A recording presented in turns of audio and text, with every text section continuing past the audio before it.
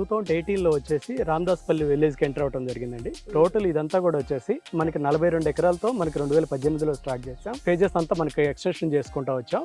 ఆవసా hills అనేది, ఆవసా north, ఆవసా మనకి east అనేది, Aavasa south, pride, nest, grandeur space అని టోటల్ ఒక 7 ఫేజెస్ కింద మనం దీన్ని డివైడ్ చేసి టోటల్ 120 ఎకర్స్ చేసాం మేడం. అందులో ఈరోజు వరకు 64 ఎకర్స్ డెవలప్ అయింది.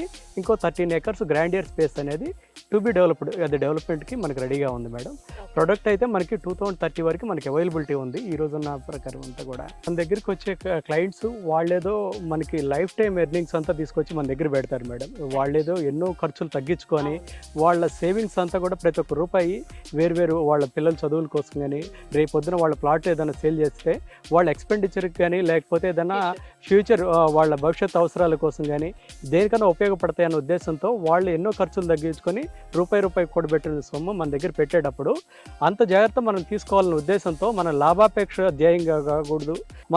మన సాయశక్తుల మనకున్న దాంట్లోనే బడ్జెట్లో కస్టమర్స్కి ఇవ్వాలనే ఉద్దేశంతో మనం ఏంటంటే 2015లో వైబీఆర్ ఇన్ఫ్రా డెవలపర్స్ అనేది మనం ఆ పేర్స్ చూజ్ చేసుకొని మనం స్టార్ట్ చేసిన రోజే మేజర్గా మనం ఇచ్చేది బడ్జెట్లో ఉండాలి, మధ్యతరగతి కుటుంబాలకి అందుబాటులో వాళ్ళ సొంత ఇల్లు కానీ సొంత స్థలం అనేది వాళ్ళ పేరు పైన ఉండాలనే ఉద్దేశంతో మనం ఇద్దామనే ఉద్దేశంతో ఆ రోజు మనం స్టార్ట్ చేయడం జరిగింది.